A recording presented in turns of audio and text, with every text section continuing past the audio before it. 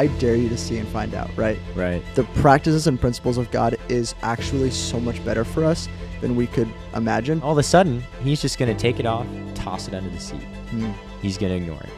And he might still have it per se, but he's just tossed it underneath the seat. He couldn't really care less about it. Now you tell that same person, listen, plane could go down any second. Door might fly off. Here's your parachute.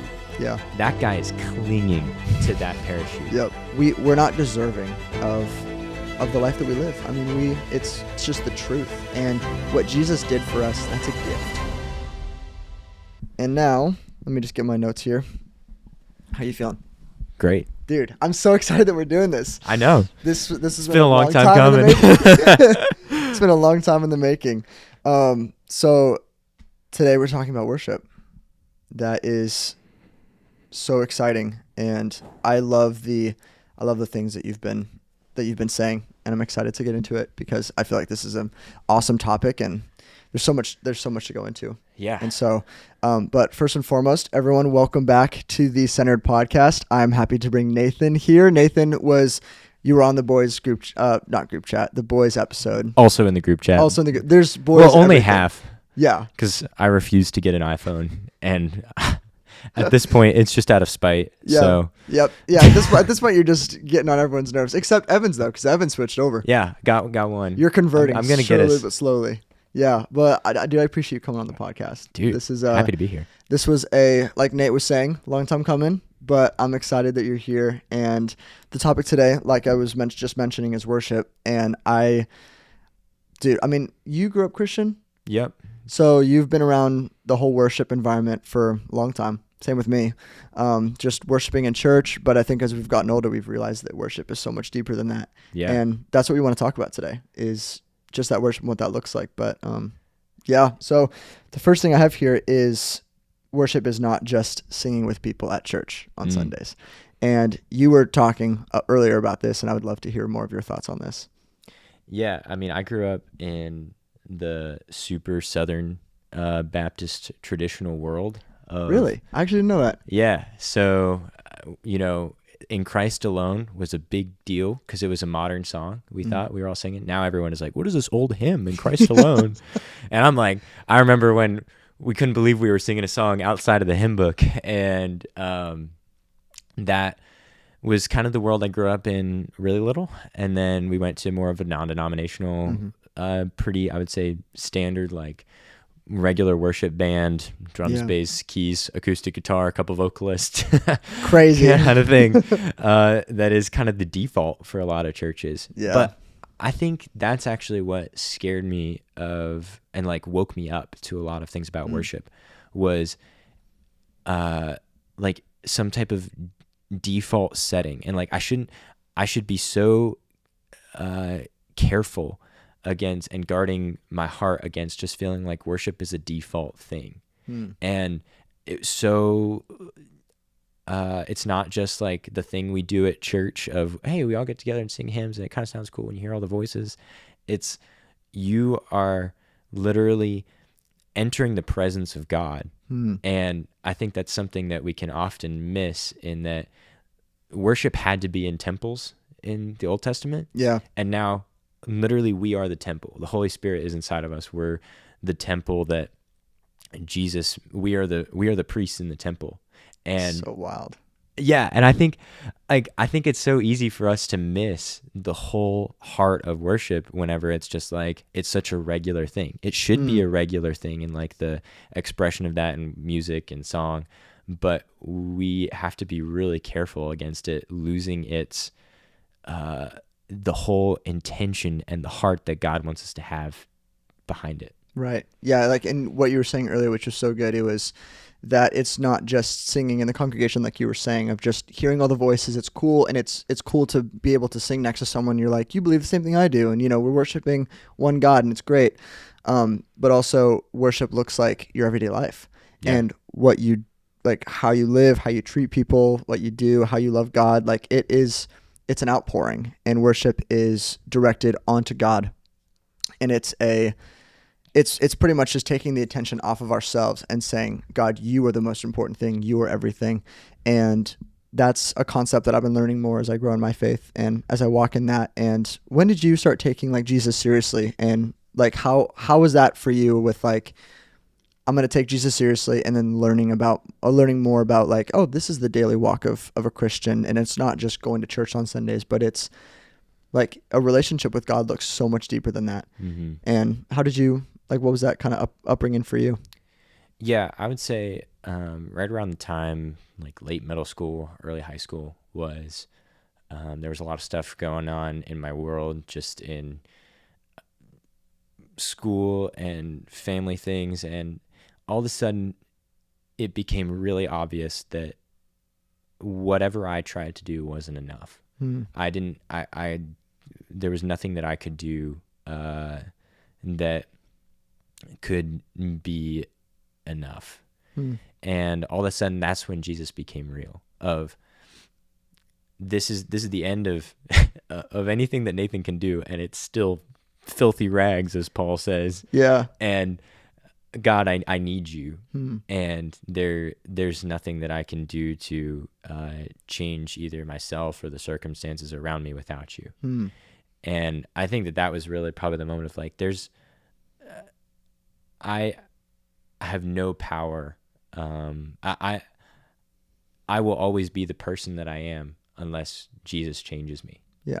And that was really the moment it kind of clicked in kind of early high school of just like, I have to take this seriously and actually get to know this God that could care enough to love me and manifest himself here. Yeah. And, Jesus, please come and change me. Holy Spirit, renew my heart. Yeah. And yeah, that was kind of the main thing as far as when I would say like I really became, I started walking with Jesus. But I would say the wake up call for me on worship was I had the opportunity at a small church in Ohio. Shout out to all the Ohioans, the three of you, wherever you are. And I had this opportunity at a little country church up there. They needed some help, and all of a sudden they needed a lot of help as the whole situation with the staff was changing or whatever, and there was no one to lead worship. And it was particularly funny to me because I've always had what I felt like was a calling on my life as far as like pursuing ministry and what that could look like in my life. I have attempted to consider, and I'm still working through on what that actually looks like. Sure. One of the things though that I had said was in like my junior year of high school, I was like really considering going to school for ministry and potentially like going down the pastoral route. And I said, well, the one thing I know I couldn't do in like trying to eliminate options was be a worship pastor.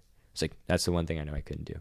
Couldn't do, like, you just... I was like, I'm like not good at it. I'm not good at it. I just couldn't do it. I had played piano and been on a worship band or whatever, but I was just like, and I'd even tried to lead in our youth group some, and I was just like, I don't think I could like do this. That's well. how I feel now. And man,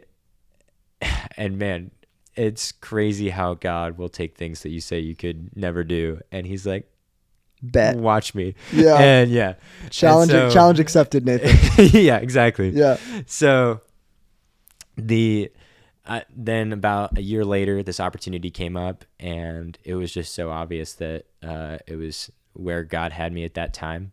And it totally changed my picture of worship. It was the congregation was one of the most dedicated church bodies I've ever been a part of.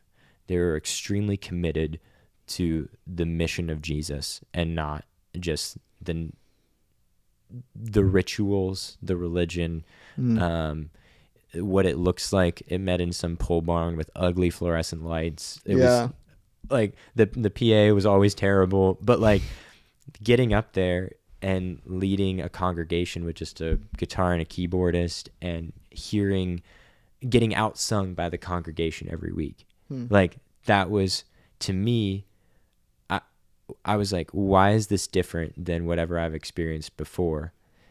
And it really brought me to, I started looking into like, what does it actually mean to worship God? And Mm. really the music and the praise is just that expression. Yeah. And the thing that was different about that group of people was throughout their week, they were worshiping God literally by sacrificing themselves. They were in the Word. They were praying. They were giving up their own desires to pursue God, putting themselves to death, crucifying the old way of living and saying, God, your way, not mine. Yeah.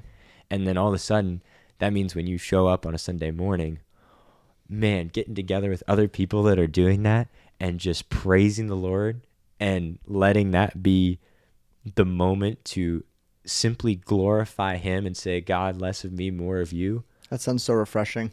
All of a sudden, it was just a totally different environment. We were singing the same songs. You know what I'm Right. saying? Like, Right. but completely different. The focus was not, oh, this song is a little slower than I remember. Or Right. I like the guy's voice on the radio better. All of a sudden, it was like, who cares? Right. If it's about anybody here, we missed the point. True.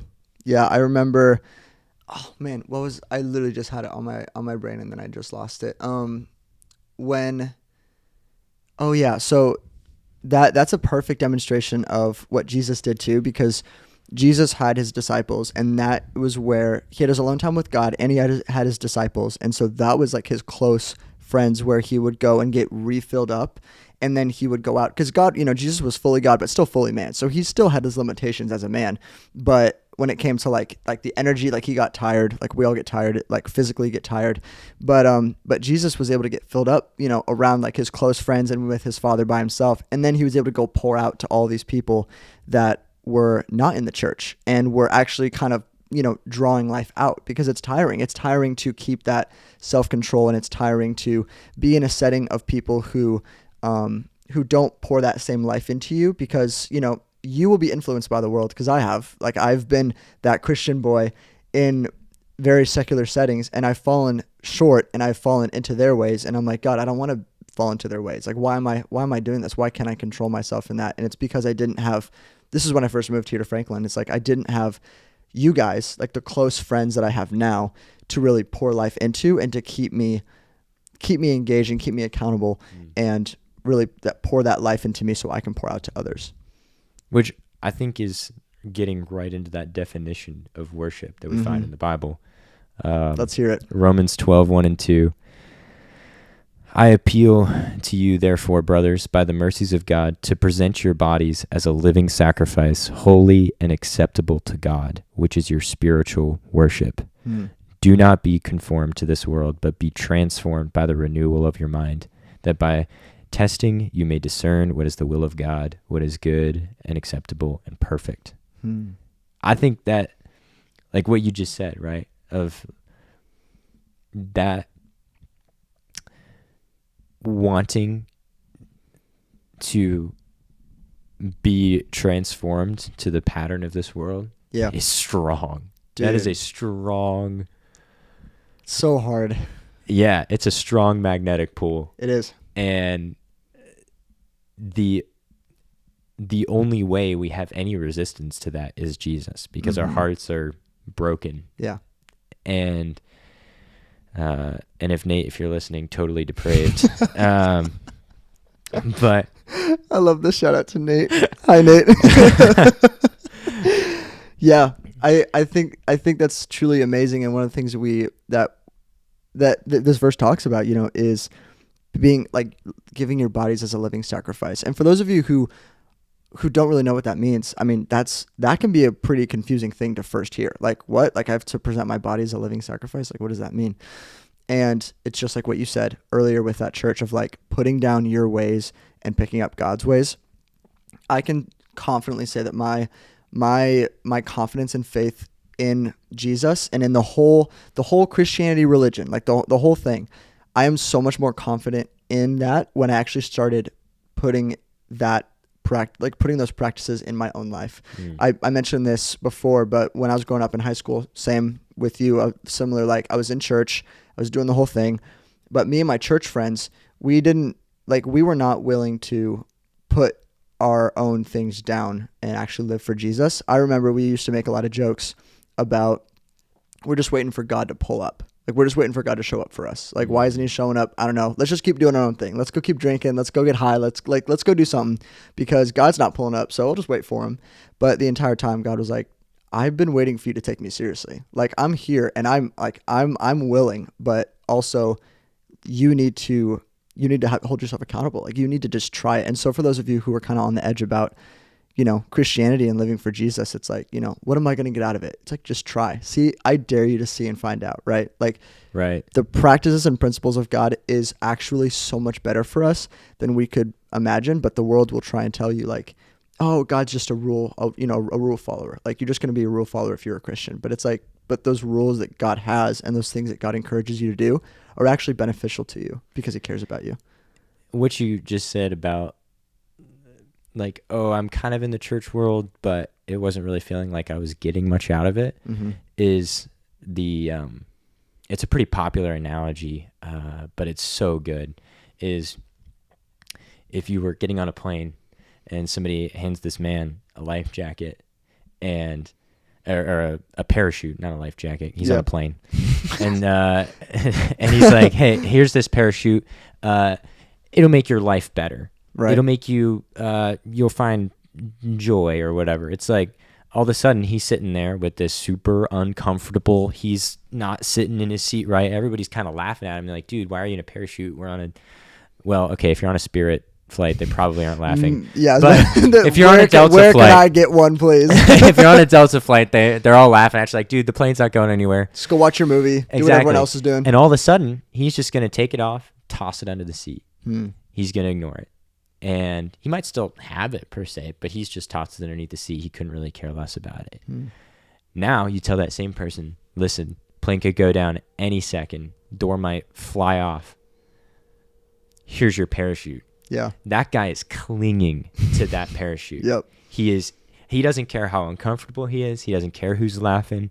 He recognizes and has the proper perspective of the salvation that is, and not just, what is the parachute getting me? Yeah. You know what I'm saying? Right. It's like, that totally changes your perspective of that relationship that you have with God, whenever it's not, well, what do I get out of Christianity? Oh, I might like get some peace. Cool. Okay. Sick. Well, I can maybe find some peace in some other things, and people are going to laugh at me. So I might just go with the cheap peace. You know what I'm saying? Not the one that costs a lot. Yeah.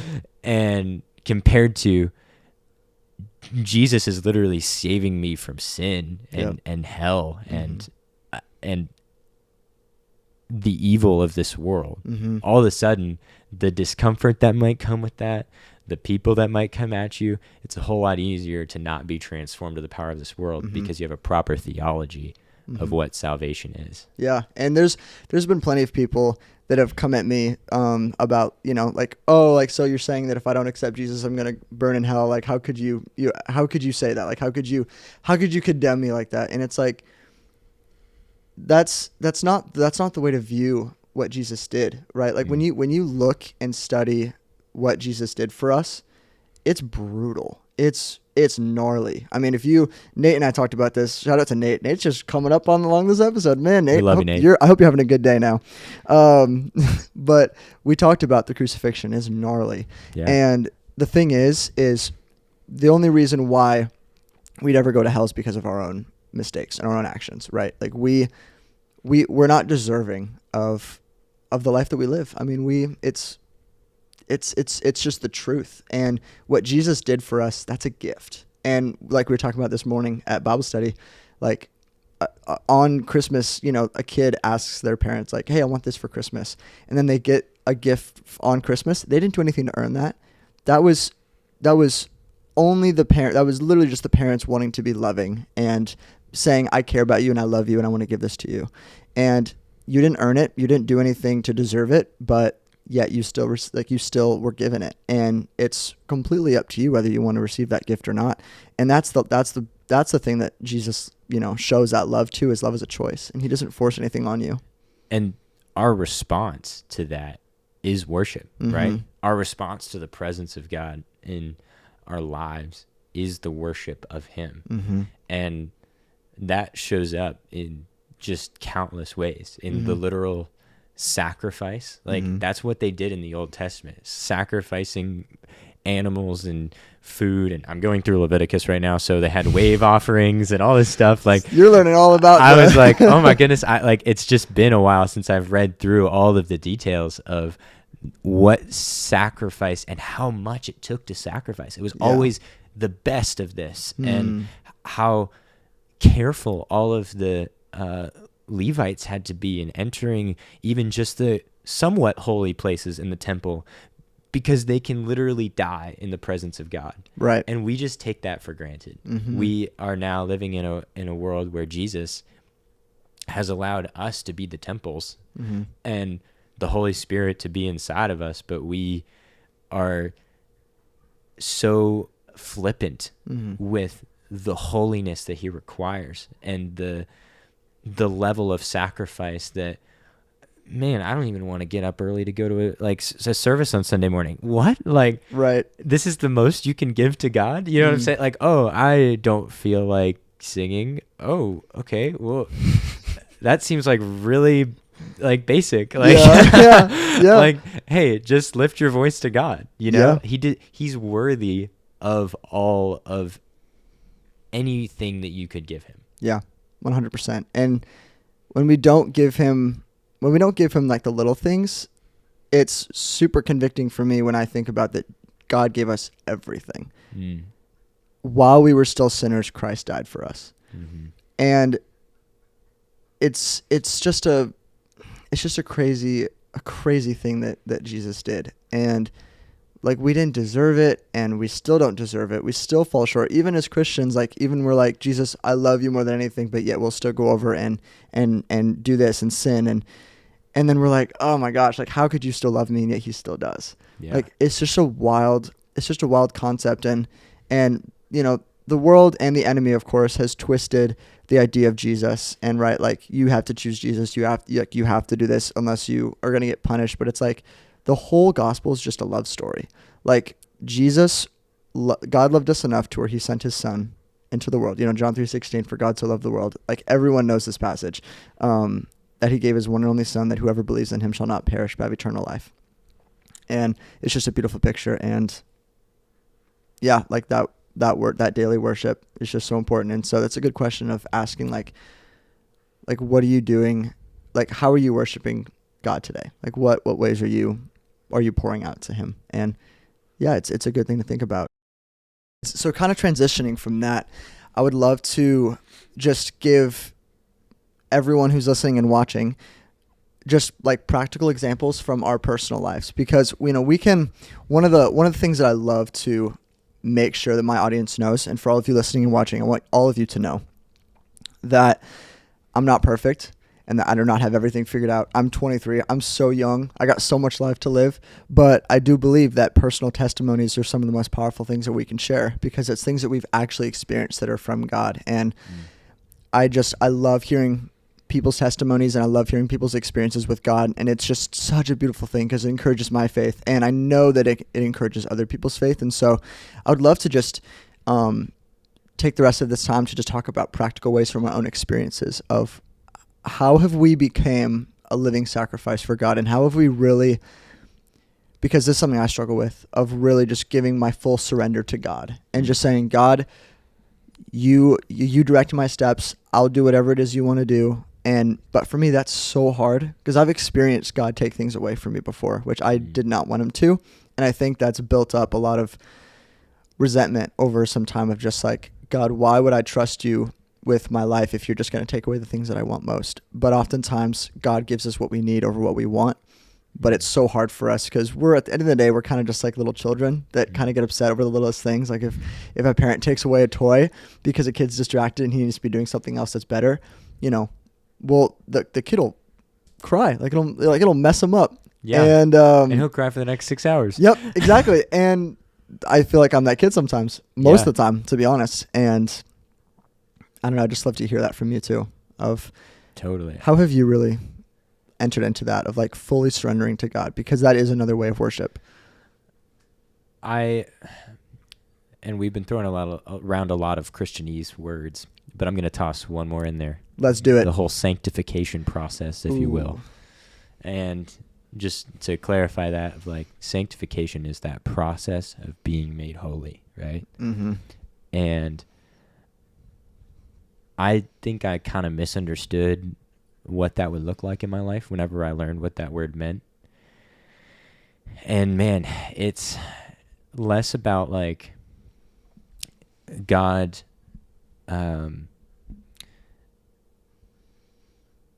just being like, it's less about me just like being better and more about God removing the ungodly things from my life. Hmm.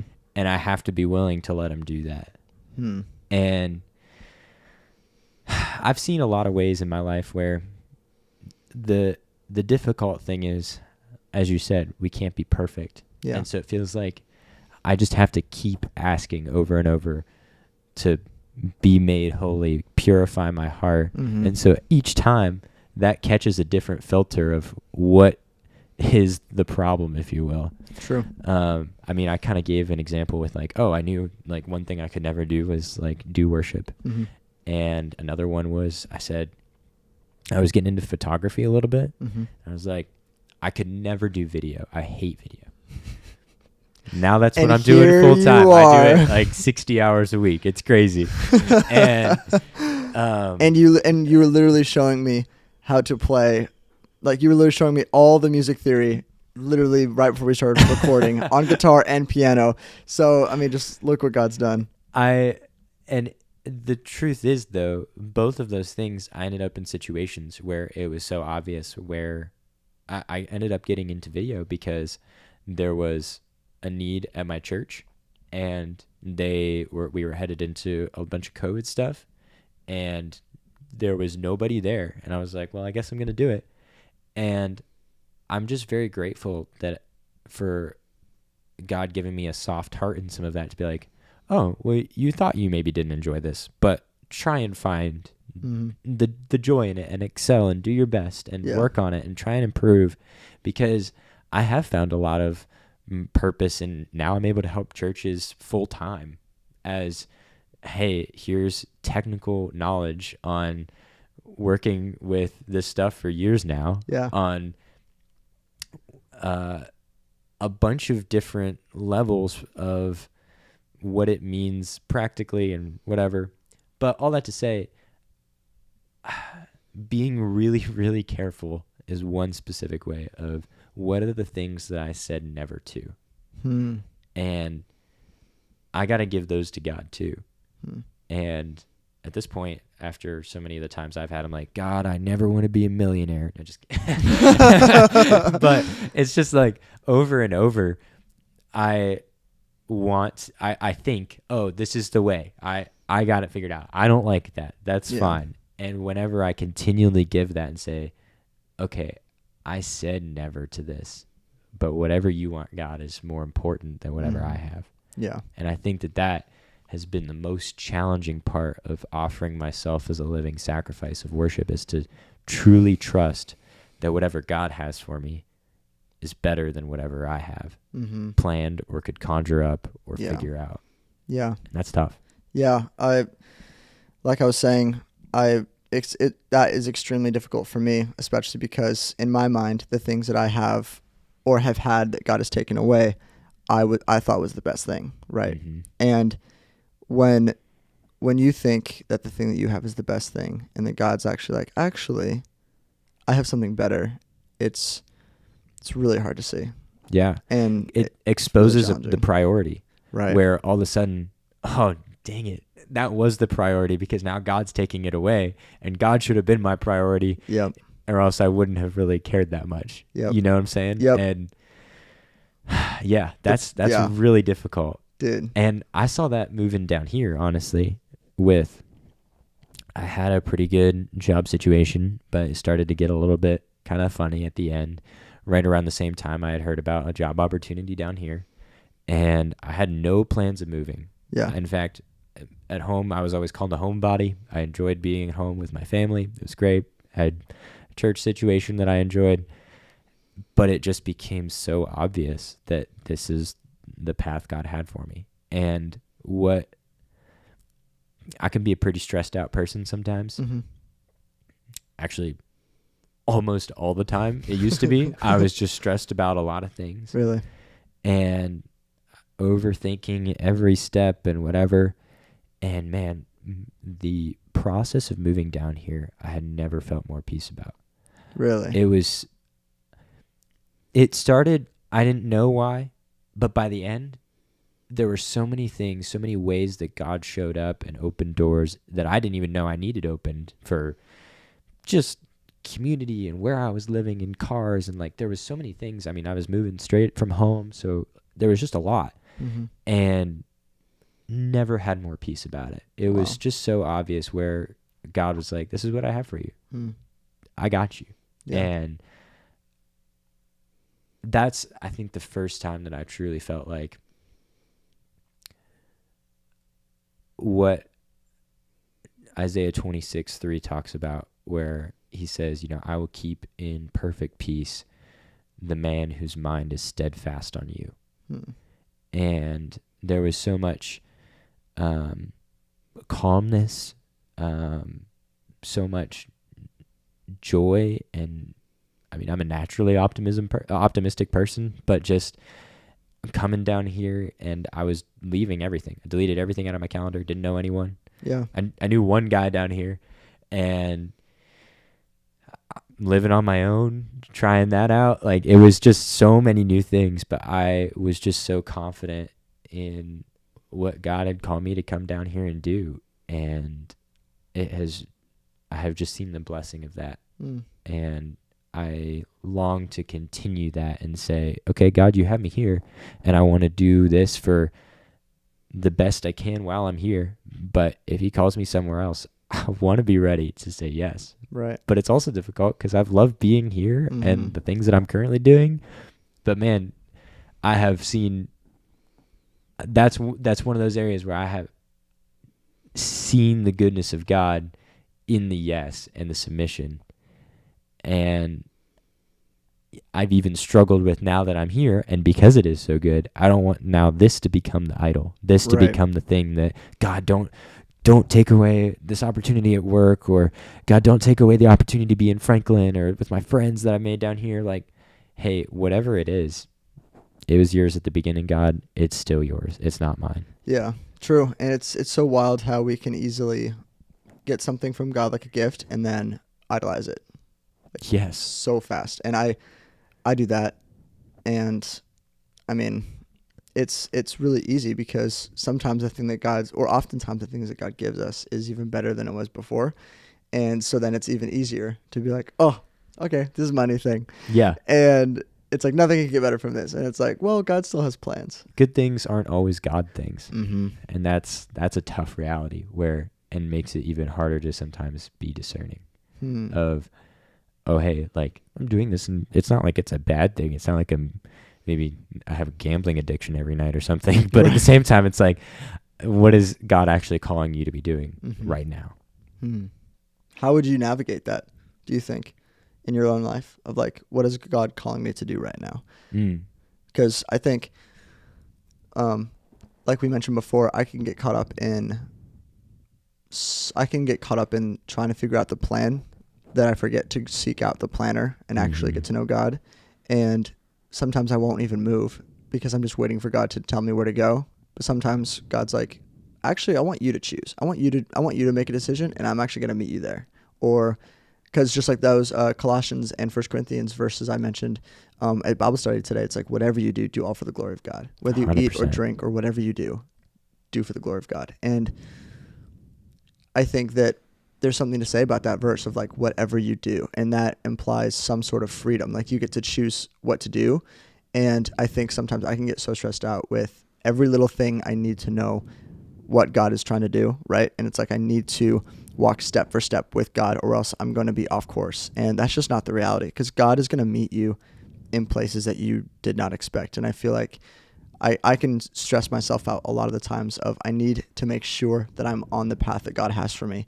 But the thing is you're never going to know if you're on the right path or not sometimes. Well, I shouldn't say that never, but sometimes you're not going to know if you're on the right path or not. But you can always be sure that God's with you. wherever you are, and that God's walking with you. But, seek first his kingdom and everything will be added. And Yeah. that just plays into perspective. I love that verse of Jesus explaining that, like, the birds of the field, the birds of the air, and the flowers in the field, like, they all need things. They need food. They need oxygen. They need things to survive. And God knows that we need these things. He knows that we need finances to actually sustain ourselves. He knows that we need food to survive. Like, he knows these things. But seek first his kingdom, and all of these things will be added. He is the ultimate provider, and that only happens when we seek him first. And what do you think that looks like to, like, actually, when it says seek him first? What are you doing? Like, how does that? I would love to hear your thoughts, dude. Man, we're getting some awesome topics right now. Man, to seek first his kingdom. Well, I think, one, his principles and his practices of, like, what Jesus actually did. Like, look at the way that Jesus treated people, and look at the way that Jesus lived, and replicate that. How did he treat the woman at the well who had 5 husbands and was living with a man that wasn't her husband? How did he treat her? Did he shame her? Did he say, "How could you? Like, you know better"? Jesus was like, "No, like, that was when he was sharing for the first time, one of the first times that he was like, "I am the Messiah, and I've come to save the world. I've not come to condemn it, but to save it." But man, I think just prioritizing the things of God over the things that you would rather do. I think that I would much rather in the morning just lay over and get on my phone and scroll. I would much rather just, eat breakfast and watch something on my phone as I do it. But what does it look like to actually put my phone down and say, you know what, I'm actually going to spend the first 5 minutes of my day, or the first 10 minutes, or the first 15 minutes reading my Bible? Because to me, that's showing God, I care enough to prioritize you, and I care enough to sit down in your word and to learn more about what you say and your practices. What does it look like to actually love my enemy? If someone offends me, what does it look like to forgive instead of holding a grudge? What does it look like to not get road rage when someone cuts me off? Instead, pray for them, be like, So I think in my life, how I've really done that, seek first the kingdom, is, just prioritizing him over what I want in the moment. Yeah, I think that's good. I think the thing that comes to mind is the first and second commandment, right? Love the Lord your God with all your heart, soul, mind, and strength. And love then second, love your neighbor as yourself. Yeah. And I think that it boils down, right, to that, like, relationship with God. True. And then outflows of that, your relationship with others. Mm-hmm. And it's like, the thing about that is, the Bible says God looks on the heart, but man looks on the outside. Yeah. And so it can be really easy to have things that look right in how you deal with relationships out here. But there's no faking it with God. That's so good. And that is the most challenging thing for me. Is that there's no me like, oh, I gotta like demonstrate this or whatever. It's like God just straight up knows my heart. Yeah. He's not looking at the action of like, you spent 7.5 minutes reading James this morning. It's like, no, he's actually looking at the fact that I want to desire him. Oh, that's so good. Or not. You know what I'm saying? Yeah. And he knows. There's nothing that I do that shows that, bro, or that he doesn't already know. That's so good. That's so hard for me, because it's also the thing I need to pray the most about. God, give me a heart that is chasing after you. Give me the new desire. Change my desires. Change my mind. That's the Romans 12:1-2. Renew my mind through your word. And that's how, like, I want to prioritize that. Like, that's where I think we get that, like, intimacy in what we say there is, like, with God, of whenever I pray, I don't want to change God's mind. I want God to change my mind. whew, that'll That's wreck me. Like, because over and over and over, it's like I want to seek first, but at the same time, when it comes down to it, the only way that we seek is it starts in our hearts. And I don't want any part of it. And because God knows, that's the thing. God knows if what I start doing is like, so other people think that I look Christian. If everything were else to be taken away from me, as like Job, right? Yeah. I would still want to bless his name. I still want to say, God, this isn't you that like, this isn't your desire for me, but it's for what you have for me to come that I want. So good. Dude, that was thank you so much for sharing that. That was actually really good for me to hear. Like that desire switch, that Jesus looks for that. He doesn't look for the actions as much as he looks at the heart. I really appreciate you saying that, because man, I hope everyone that's watching and listening is also gleaning from this, because this is another reason why I love the having someone on the podcast, because the things that they say I get to learn from and I get to glean from, and I hope that what you're saying and what we're saying is encouraging for everyone else that's listening, because man, that is so good. And it's, and it's that own personal story, like testimony that you've experienced. Like, you have experienced this and God has taught you this over your walk with him. Like, this isn't something where you're just like what you were saying, you're just sharing this because it's the Christian thing to say. You're like, no, like, I've experienced this and I know that this is the right way, and I know that like this is what Jesus has done in my heart, and this is how he's changed my desires. And I heard this really good quote, and it was like, especially for pastors and people who are trying to lead in the church, and and for worship pastors, he said, this is really good. He said that before you put a microphone in front of your mouth to talk, make sure that you're talking to God more than you're doing that. And I didn't word that the best way, but pretty much the whole idea. I think I may have seen this. It was Keenan Clark. If your prayer closet, yes, hears your voice less than the microphone, you're doing something wrong. And it's like, that's so true. Yeah, because it's just an outward reflection, right? Yeah. Faith. And I would also be a hypocrite if I did that. If I just came on here for the podcast and I didn't spend every single day praying to God and talking to God and like trying to dive into his word. And that's like you were saying, it's not about the works that you're doing, but it's the works flow out of your faith and your love for God. Right. But like, if I wasn't doing these things and I was just coming up on this, on this little podcast and being like, oh, I'm a Christian, I do this and I do this. It's like, but are you really loving God? And are you truly preaching from a personal place? Or are you trying to, and I'm not saying I'm preaching, but like, are you truly teaching from a place that you've been in? Or are you just saying this because that's what good Christians are supposed to do? Exactly. Which is that like proper theology all the way from the top is if I understand the salvation that God gave me, all of a sudden I have no other choice but to respond in full submission and full worship if I properly understand all that he's done for me. Yeah.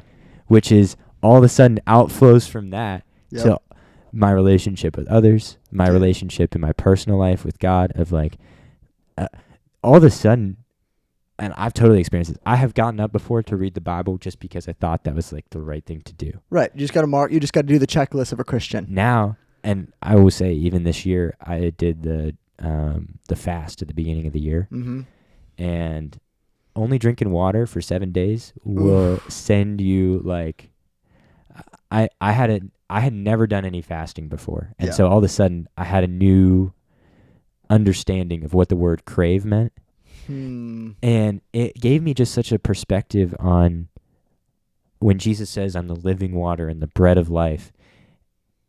I need to be, and it's something I'm working on.